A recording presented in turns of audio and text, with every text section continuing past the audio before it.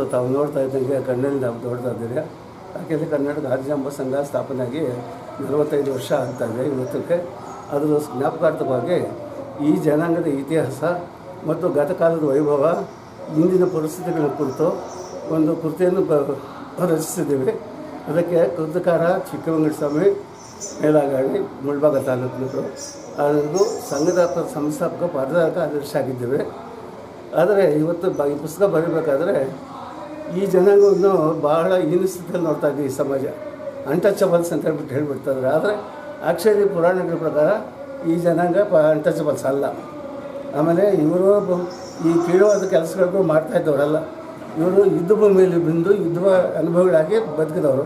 ಆದರೆ ಯುದ್ಧ ಕೈದಿಗಳಾಗಿದ್ದಕ್ಕೋಸ್ಕರ ಶಿಕ್ಷೆಯನ್ನು ಅನುಭವಿಸಿ ಅವರು ಪಡಬಾರ್ದ ಕಷ್ಟಗಳನ್ನು ಕೊಟ್ಟು ಕೈದಿಗಳಿಗೆ ಹಂಗೆ ಗೆದ್ದವರು ಹಂಗೆ ಕಷ್ಟಪಡ್ತಾ ಹತ ಕೊಟ್ಟು ಈ ಕೆಲಸಗಳಿಗೆ ಅನುಗುಣ ಮಾಡಿಸಿಬಿಟ್ಟಿದ್ದಾರೆ ಸಮಾಜ.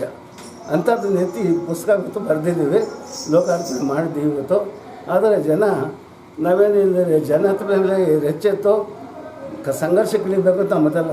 ಕನಿಷ್ಠ ಪಕ್ಷ ಇವರು ಕೂಡ ಸಮಾಜದಲ್ಲಿ ನಮ್ಮ ಭಾರತ ಆರ್ಯರು ಬರೋದಕ್ಕೆ ಮುಂಚಿತವಾಗಿ ಇವರು ಕೂಡ ನಾಗರಿಕರಾಗಿದ್ದರು. ನಮ್ಮ ಸಮಾಜ ನಾವೆಲ್ಲ ದ್ರಾವಿಡ ಸಮಾಜ ಅಂತ ಬಿಟ್ಟು, ದ್ರಾವಿಡ ಸಮಾಜ ಅಂದರೆ ಮಾತೃ ಸಮಾನ, ಮಾತೃ ದೇವತೆಗಳು. ಇವತ್ತು ನಮ್ಮ ಭಾರತ ದೇಶಕ್ಕೆ ಮಾತೃ ಸಮಾನ, ಮಾತೃದೇವ, ಪಿತೃದೇವಗಳೆಲ್ಲ ನಾವು. ಸೊ ಆ ಒಂದು ಹಿರಿಮೆಯನ್ನು ಇವತ್ತು ಎತ್ತಿ ತೋರಿಸ್ತಕ್ಕಂಥ ಈ ಪುಸ್ತಕ ಇವತ್ತು ರಿಲೀಸ್ ಮಾಡಿದ್ದೀವಿ. ಇವತ್ತು ಈ ಸಮಾರಂಭಕ್ಕೆ ತಾವೆಲ್ಲ ಬಂದಿದ್ದಕ್ಕೋಸ್ಕರ ತಮಗೆಲ್ಲ ಚುರುಣಿ ಆಗಿದ್ದೀನಿ. ಆದರೆ ತಾವು ಇವತ್ತು ನಮಗೆ ಸಹಾಯ ಮಾಡಬೇಕು.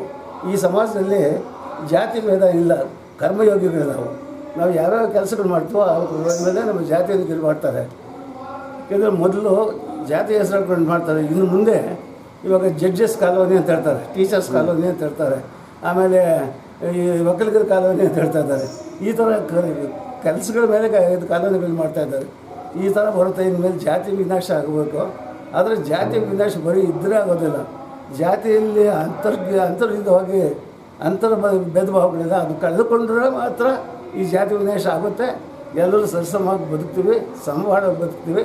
ಸಂಘರ್ಷ ರಹಿತವಾಗಿ ನಮ್ಮ ಸಮಾಜ ಬಾಳಬೇಕು ಅನ್ನೋದೇ ನಮ್ಮ ಈ ಕೃತಿಯ ಉದ್ದೇಶ.